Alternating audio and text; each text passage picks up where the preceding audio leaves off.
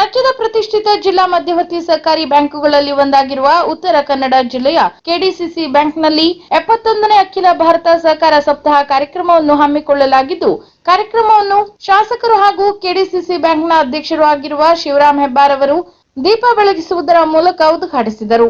ನಂತರ KDCC bank ವತಿಯಿಂದ ಉತ್ತಮ ಸಹಕಾರಿ ಸಾಧಕರಿಗೆ, ಉತ್ತಮ ಸಹಕಾರಿ ಸಂಘಕ್ಕೆ ಮತ್ತು ಉತ್ತಮ ಸಹಕಾರ ಬ್ಯಾಂಕ್ಗಳಿಗೆ ಪ್ರಶಸ್ತಿ ನೀಡಿ ಗೌರವಿಸಲಾಯಿತು.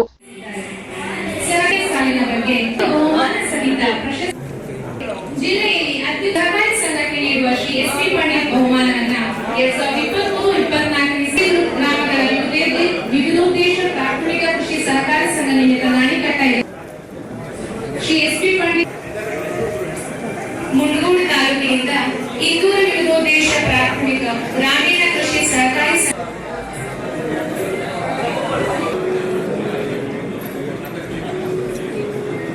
ಹಾಗೆ ಮುಂದಿನದಾಗಿ ಹಳಿಯಾಳ ತಾಲೂಕಿನಿಂದ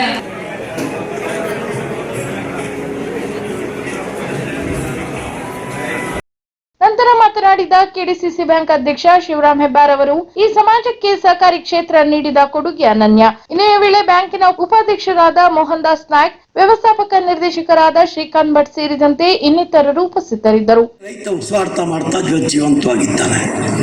ಹಾಗಾಗಿ ಸಾಲಗಳನ್ನು ನಮ್ಮಲ್ಲಿ ತೆಗೆದುಕೊಳ್ತೀವಿ.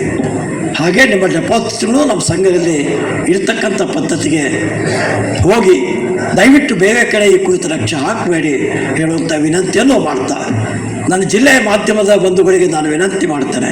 ನಾನು ಅನೇಕ ಸಂದರ್ಭದಲ್ಲಿ ನಿಮ್ಮನ್ನು ವಿನಂತಿ ಮಾಡಿದ್ದೇನೆ. ನನ್ನ ಬಗ್ಗೆ ವೈಯಕ್ತಿಕವಾಗಿ ಬೇಕಷ್ಟು ಅಪಪ್ರಚಾರ ಮಾಡಿ ನಾನು ಸಹಿಸ್ಕೊಳ್ತೀನಿ, ನಾನು ತೆಗೆಸ್ಕೊಳ್ತೀನಿ. ಆದರೆ ದಯವಿಟ್ಟು ನನ್ನ ಈ ಸಂಸ್ಥೆ 104 ವರ್ಷಗಳಿಂದ ನಿಮ್ಮ ತಂದೆ, ನಿಮ್ಮ ಅಣ್ಣಂದರಿಗೆ ಶಕ್ತಿಯನ್ನು ಕೊಟ್ಟಿರ್ತಕ್ಕಂಥ ಸಂಸ್ಥೆ. ಈ ಸಂಸ್ಥೆಯ ಬಗ್ಗೆ ಅಂದು ಅವಹೇಳನವಂತವಾಗಿ ಲೇಖನಗಳನ್ನು ಪ್ರಚಾರ ಮಾಡ್ತಕ್ಕಂಥ ಕೆಲಸಕ್ಕೆ ಹೋಗಬೇಡಿ. ಶಿರಸಿಯ ಸಿಂಪಿಗಲ್ಲಿಯಲ್ಲಿರುವ ಶ್ರೀ ರುಕ್ಮಿಣಿ ವಿಠ್ಠಲ ದೇವಸ್ಥಾನದಲ್ಲಿ 62 ವರ್ಷಗಳ ಬಳಿಕ ಶುಕ್ರವಾರದಂದು ಮಹಾರಥೋತ್ಸವವನ್ನು ವಿಜೃಂಭಣೆಯಿಂದ ನೆರವೇರಿಸಲಾಯಿತು. ಇನ್ನು ಶುಕ್ರವಾರದಂದು ಸಂಜೆ 7 ಗಂಟೆಯ ಸುಮಾರಿಗೆ ನೂತನ ರಥದಲ್ಲಿ ವಿರಾಜಮಾನರಾಗಿದ್ದ ಶ್ರೀ ರುಕ್ಮಿಣಿ ವಿಠ್ಠಲ ದೇವರ ಉತ್ಸವ ಮೂರ್ತಿಯ ಮೆರವಣಿಗೆಯನ್ನು ದೇವಸ್ಥಾನದಿಂದ ನಗರದ ಪ್ರಮುಖ ರಸ್ತೆಯಲ್ಲಿ ಕರೆದೊಯ್ಯಲಾಯಿತು. ಇನ್ನು ಮಹಾರಥೋತ್ಸವ ಭಕ್ತರ ಜಯಘೋಷದ ನಡುವೆ ಸಂಪನ್ನಗೊಂಡಿದ್ದು, ರಥೋತ್ಸವ ಮುಕ್ತಾಯದ ವೇಳೆ ಬಂದ ಭಕ್ತರಿಗೆ ತೀರ್ಥ ಪ್ರೋಕ್ಷಣೆ ಮಾಡಿದಂತೆ ಆಗಸದಿಂದ ಮಳೆಯ ಸಿಂಚನವಾಗಿರುವುದು ಭಕ್ತರನ್ನು ಪುಳಕಿತರಾಗುವಂತೆ ಮಾಡಿದೆ.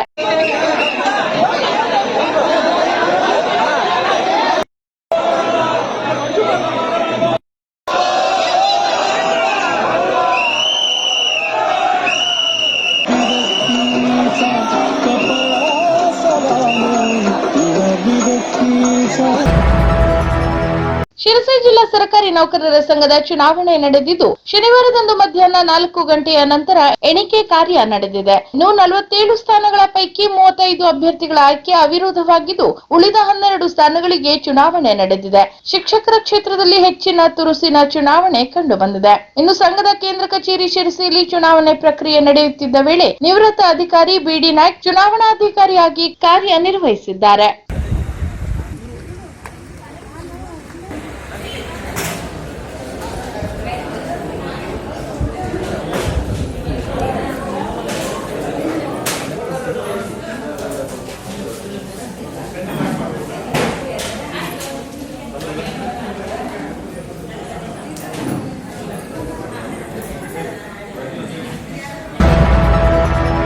ಸೊಂದ ಸ್ವರ್ಣವಲಯ ಮಹಾಸಂಸ್ಥಾನದಲ್ಲಿ ಶ್ರೀ ಲಕ್ಷ್ಮೀ ನರಸಿಂಹ ತ್ರಿಪುರಾಖ್ಯ ದೀಪೋತ್ಸವವು ಅತ್ಯಂತ ಸಂಭ್ರಮದಿಂದ ನೆರವೇರಿತು. ಸುಮಾರು 11,000ಕ್ಕೂ ಅಧಿಕ ದೀಪಗಳನ್ನು ಈ ವೇಳೆ ಹಚ್ಚಲಾಗಿದ್ದು, ಮಠದ ಹಿರಿಯ ಯತಿಗಳಾದ ಶ್ರೀಮದ್ ಜಗದ್ಗುರು ಶಂಕರಾಚಾರ್ಯ ಶ್ರೀ ಗಂಗಾಧರೇಂದ್ರ ಸರಸ್ವತಿ ಮಹಾಸ್ವಾಮಿಗಳು ಹಾಗೂ ಕಿರಿಯ ಸ್ವಾಮೀಜಿ ಶ್ರೀ ಆನಂದ ಬೋಧೇಂದ್ರ ಸರಸ್ವತಿ ಮಹಾಸ್ವಾಮಿಗಳ ಸಾನ್ನಿಧ್ಯದಲ್ಲಿ ಈ ಕಾರ್ಯಕ್ರಮಗಳು ನೆರವೇರಿದವು. ಇನ್ನು ಶ್ರೀದೇವರುಗಳ ಮಹಾ ಮಂಗಳಾರತಿಯ ನಂತರ ಉಭಯ ಶ್ರೀಗಳು ದೀಪ ಬೆಳಗಿಸುವುದರ ಮೂಲಕ ದೀಪೋತ್ಸವಕ್ಕೆ ಚಾಲನೆಯನ್ನು ನೀಡಿದರು. ಶ್ರೀಮಠದ ಶಿಷ್ಯ ಭಕ್ತರು ದೂರದ ಊರುಗಳಿಂದ ಬಂದು ಸಡಗರದಿಂದ ಈ ಕಾರ್ಯಕ್ರಮದಲ್ಲಿ ಪಾಲ್ಗೊಂಡಿದ್ದು, ವಿಶೇಷವಾಗಿ ಅರಸಾಪುರ, ಗೋಳಿಕೊಪ್ಪ, ಸೋಂದ, ವಾಜಗದ್ದೆ ಊರಿನ ಶಿಷ್ಯರು, ಶ್ರೀಮಠದ ಪಾಠಶಾಲೆಯ ವಿದ್ಯಾರ್ಥಿಗಳು ತಮ್ಮ ಹೆಚ್ಚಿನ ಸೇವೆ ಸಲ್ಲಿಸಿದರು.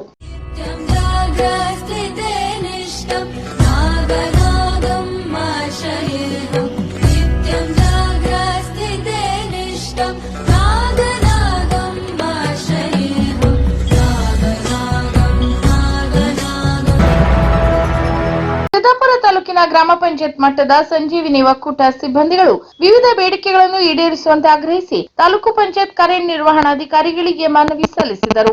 ಇನ್ನು ತಾಲೂಕು ಪಂಚಾಯತ್ ಕಾರ್ಯನಿರ್ವಹಣಾಧಿಕಾರಿ ದೇವರಾಜ್ ಮನವಿ ಸ್ವೀಕರಿಸಿದರು. ಯೂನಿಯನ್ ಅಧ್ಯಕ್ಷರನ್ನು ಕರೆದು ವಿಶೇಷ ಸಭೆಯನ್ನು ಏರ್ಪಡಿಸಲಾಗುವುದು. ಅದೇ ದಿನಾಂಕದಂದು ಏನಾದರೂ ಬೇರೆ ಕಾರ್ಯಕ್ರಮಗಳು ನಿಗದಿಯಾಗಿದ್ದರೆ ಡಿಸೆಂಬರ್ ಮೊದಲನೇ ವಾರದಲ್ಲಿ ಸಭೆಯನ್ನು ಏರ್ಪಡಿಸಿ ಬೇಡಿಕೆಗಳನ್ನು ಈಡೇರಿಸಲಾಗುವುದು. ದಯಮಾಡಿ ಧರಣಿಯನ್ನು ವಾಪಸ್ ಪಡೆಯಿರಿ ಎಂದು ಮನವೊಲಿಸಿದರು. ಅಧಿಕಾರಿಗಳ ಮನವೊಲಿಕೆಗೆ ಹೋರಾಟಗಾರರಾದ ನಾವು ಒಂದು ದಿನ ಹೋರಾಟವನ್ನು ಮಾಡಿ ಅನಿರ್ದಿಷ್ಟಾವಧಿ ಹೋರಾಟವನ್ನು ಹಿಂದಕ್ಕೆ ಪಡೆದಿರುತ್ತೇವೆ.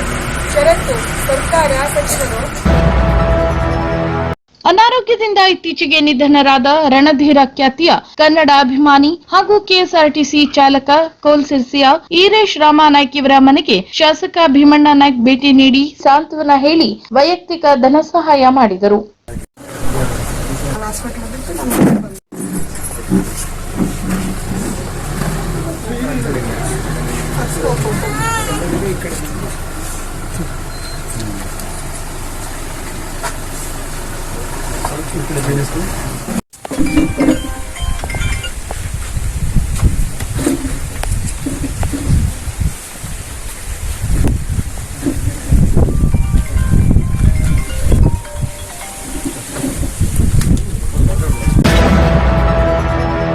ಮಕ್ಕಳ ದಿನಾಚರಣೆ ಅಂಗವಾಗಿ ಉಂಚಳಿ ಗ್ರಾಮ ಪಂಚಾಯತ್ ಗ್ರಂಥಾಲಯ ಅರಿವು ಕೇಂದ್ರದಲ್ಲಿ ಮಕ್ಕಳ ಪಂಚಾಯತ್ ಅರಿವಿನ ಹಬ್ಬ ಕಾರ್ಯಕ್ರಮವನ್ನು ನಡೆಸಲಾಯಿತು. ಕಾರ್ಯಕ್ರಮವನ್ನು ಉದ್ದೇಶಿಸಿ ಪಂಚಾಯತ್ ಅಭಿವೃದ್ಧಿ ಅಧಿಕಾರಿ ಆಶಾಗೌಡ ಮಾತನಾಡಿ, ಮಕ್ಕಳಿಗೆ ಪ್ರಜಾಪ್ರಭುತ್ವದ ಬಗ್ಗೆ ಅರಿವಿರಬೇಕು. 73ನೇ ಸಂವಿಧಾನ ತಿದ್ದುಪಡಿ ಭಾರತದಲ್ಲಿ ಗ್ರಾಮೀಣ ಸ್ವರಾಜ್ಯವನ್ನು ಸಾಕಾರಗೊಳಿಸುವ ದಿಕ್ಕಿನಲ್ಲಿ ಬಹಳ ಮಹತ್ವದ ಹೆಜ್ಜೆಯಾಗಿದೆ. ಇದರ ಮುಖ್ಯ ಉದ್ದೇಶಗಳು ಸ್ಥಳೀಯ ಸ್ವಶಾಸನಕ್ಕೆ ಬಲ, ಗ್ರಾಮೀಣಾಭಿವೃದ್ಧಿ, ಜನಸಾಮಾನ್ಯರ ಭಾಗವಹಿಸುವಿಕೆ, ಇವುಗಳ ಮೂಲಕ ಪ್ರಜಾಪ್ರಭುತ್ವವನ್ನು ಬಲಪಡಿಸಬಹುದಾಗಿದೆ. ಇದರ ಮುಖ್ಯ ಅಂಶಗಳೆಂದರೆ ಗ್ರಾಮ ಪಂಚಾಯಿತಿ ಸ್ಥಾಪನೆ, ಅಧಿಕಾರ ವಿಕೇಂದ್ರೀಕರಣ, ಆರ್ಥಿಕ ಸಬಲೀಕರಣ, ಜನಪ್ರತಿನಿಧಿಗಳ ಆಯ್ಕೆಯನ್ನು ಒಳಗೊಂಡಿದೆ ಎಂದರು. ಇನ್ನು ಮುಖ್ಯ ಅತಿಥಿಗಳಾಗಿ ಆಗಮಿಸಿದ ಪಂಚಾಯತ್ ಸದಸ್ಯ ಅಣ್ಣಪ್ಪ ನಾಯ್ಕ್ ಮಾತನಾಡಿ, 73ನೇ ಸಂವಿಧಾನ ತಿದ್ದುಪಡಿಯ ಪ್ರಾಮುಖ್ಯತೆಯನ್ನು ವಿವರಿಸಿ ಇದರಲ್ಲಿ ಸಮಗ್ರ ಅಭಿವೃದ್ಧಿ, ಸಮಾನತೆ, ಪ್ರಜಾಪ್ರಭುತ್ವದ ಬಲವರ್ಧನೆ ಸೇರಿದ್ದು ಮುಂದಿನ ದಿನಗಳಲ್ಲಿ ಸಮಾನತೆಗಾಗಿ ಸಂಘರ್ಷಗಳು ನಡೆಯಬಹುದು. ಅದಕ್ಕಾಗಿ ಮಕ್ಕಳಿಗೆ ಸಂವಿಧಾನದ ಅರಿವು ಬಹಳ ಮುಖ್ಯ. ಅದಕ್ಕಾಗಿ ಮಕ್ಕಳ ದಿನಾಚರಣೆ ಅಂಗವಾಗಿ ಸರ್ಕಾರ ಮಕ್ಕಳ ಪಂಚಾಯತ್ ಅರಿವಿನ ಹಬ್ಬ ಕಾರ್ಯಕ್ರಮ ಆಯೋಜಿಸಿದೆ ಎಂದರು. ಇನ್ನು ಪಂಚಾಯತ್ ಅಧ್ಯಕ್ಷೆ ಮಂಜಮ್ಮ ಭೋವಿ ಕಾರ್ಯಕ್ರಮದ ಅಧ್ಯಕ್ಷತೆ ವಹಿಸಿ ಮಾತನಾಡಿ ಮಕ್ಕಳಿಗೆ ಶುಭ ಕೋರಿದರು. ಸದಸ್ಯರುಗಳಾದ ರವಿತೇಜ ರೆಡ್ಡಿ, ನೇತ್ರಾವತಿ ಮಡಿವಾಳ್, ಸುಜಾತ ಚೆನ್ನಯ್ಯ, ಮಾಲತಿ ನಾಯ್ಕ್, ಶಾಲಾ ಶಿಕ್ಷಕಿ ಅನಿತಾ ಶೆಟ್ಟಿ ಈ ವೇಳೆ ಉಪಸ್ಥಿತರಿದ್ದರು. ಇನ್ನು ಗ್ರಂಥಾಲಯ ಮೇಲ್ವಿಚಾರಕ ರಾಮಮೂರ್ತಿ ಹೆಗಡೆ ಕಾರ್ಯಕ್ರಮವನ್ನು ಸ್ವಾಗತಿಸಿ ನಿರ್ವಹಿಸಿ ವಂದಿಸಿದರು. ಉಂಚಳ್ಳಿ ಶಾಲಾ ಮಕ್ಕಳು ಈ ಒಂದು ಕಾರ್ಯಕ್ರಮದಲ್ಲಿ ಹೆಚ್ಚಿನ ಸಂಖ್ಯೆಯಲ್ಲಿ ಪಾಲ್ಗೊಂಡಿದ್ದರು. ಇನ್ನು ಸಭಾ ಕಾರ್ಯಕ್ರಮದ ನಂತರ ಮಕ್ಕಳನ್ನು 3 ಗುಂಪುಗಳನ್ನಾಗಿ ಮಾಡಿ ನಾಯಕತ್ವ ಬಲಪಡಿಸುವ ಚಟುವಟಿಕೆಗಳಲ್ಲಿ ಒಂದಾದ ಬಲೂನ್ ಗೋಪುರ ನಿರ್ಮಾಣ ಮಾಡಿಸಲಾಯಿತು. ನಂತರ ಪಂಚಾಯತ್ ಘನತ್ಯಾಜ್ಯ ವಿಲೇವಾರಿ ಘಟಕ ವೀಕ್ಷಣೆ ಮಾಡಿಸಿ ಮಾಹಿತಿಯನ್ನು ನೀಡಲಾಯಿತು.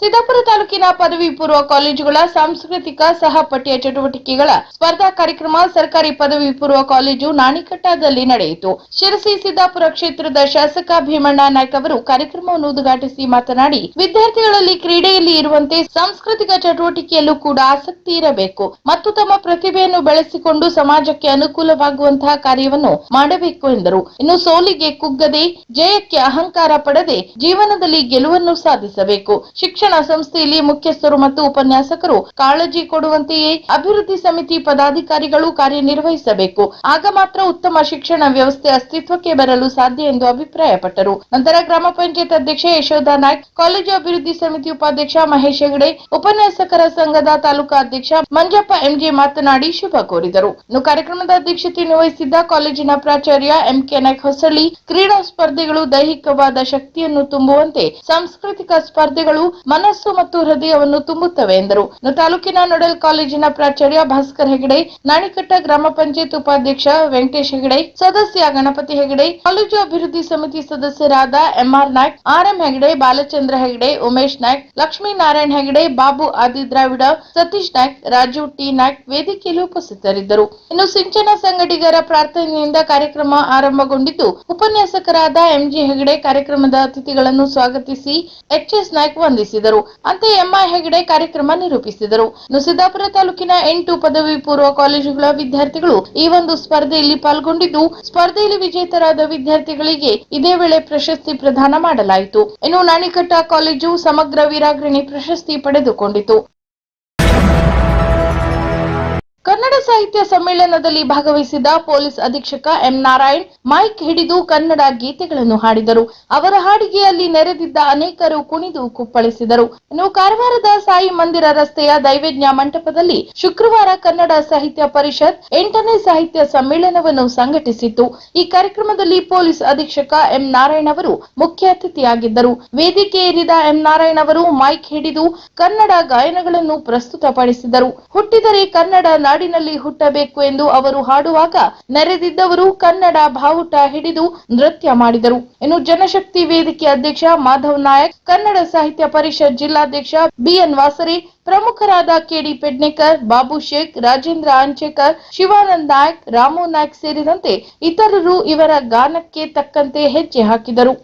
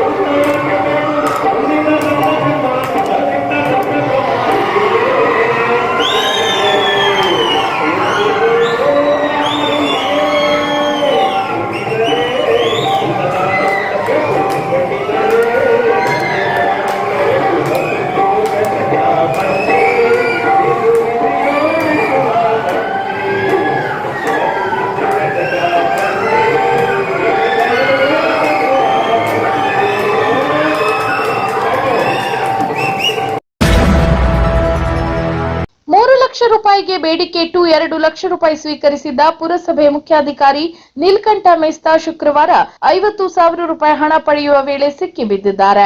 ಲೋಕಾಯುಕ್ತಾಧಿಕಾರಿಗಳು ನೀಲಕಂಠ ಮೇಸ್ತಾ ಅವರ ಮೇಲೆ ದಾಳಿ ನಡೆಸಿ ಲಂಚದ ಹಣವನ್ನು ವಶಕ್ಕೆ ಪಡೆದರು. ಜೊತೆಗೆ ಅವರನ್ನು ಸಹ ಬಂಧಿಸಿ ಜೈಲಿಗೆ ಕಳುಹಿಸಿದ್ದಾರೆ. ಇನ್ನು ಮೊಹಮ್ಮದ್ ಇದ್ರಿಸ್ ಮೊಹತೇಶಾಮ್ ಎಂಬಾತರಿಂದ ನೀಲಕಂಠ ಮೇಸ್ತಾ 3 ಲಕ್ಷ ರೂಪಾಯಿ ಹಣಕ್ಕೆ ಬೇಡಿಕೆ ಇಟ್ಟಿದ್ದರು. ಒಳಚರಂಡಿ ಜೋಡಣೆ ಕಾಮಗಾರಿ ನಡೆಸುವುದಕ್ಕಾಗಿ 2 ಲಕ್ಷ ರೂಪಾಯಿ ಮುಂಗಡ ಹಣವನ್ನು ಪಡೆದಿದ್ದರು ಎನ್ನಲಾಗಿದೆ. ಈ ಹಿನ್ನೆಲೆ ಮೊಹಮ್ಮದ್ ಲೋಕಾಯುಕ್ತ ಪೊಲೀಸರಿಗೆ ದೂರು ನೀಡಿದ್ದು, ಶುಕ್ರವಾರ ಕಾರವಾರ ಲೋಕಾಯುಕ್ತ ಪೊಲೀಸ್ ಅಧೀಕ್ಷಕ ಕುಮಾರ್ ಚಂದ್ರ ಹಾಗೂ ಪ್ರಭಾರಿ ಲೋಕಾಯುಕ್ತ ಡಿವೈಎಸ್ಪಿ ವಿನಾಯಕ್ ಬಿಲ್ಲವ ನೇತೃತ್ವದಲ್ಲಿ ದಾಳಿ ನಡೆದಿತ್ತು. ಇನ್ನು ದೂರುದಾರರು 2003ರಲ್ಲಿ ಮನೆ ನಿರ್ಮಾಣಕ್ಕೆ ಅನುಮತಿ ಪಡೆದಿದ್ದರು. ಆದರೆ ಅವರಿಗೆ ನಮೂನೆ 3 ಸಿಕ್ಕಿರಲಿಲ್ಲ. ಒಳಚರಂಡಿ ವ್ಯವಸ್ಥೆಯೂ ಆಗಿರಲಿಲ್ಲ.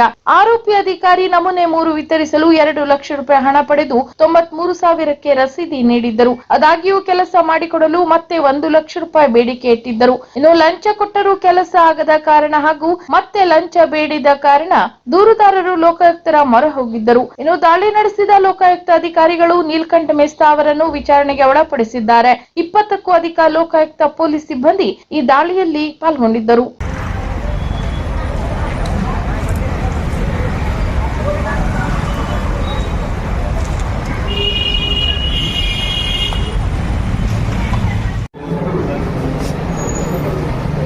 you.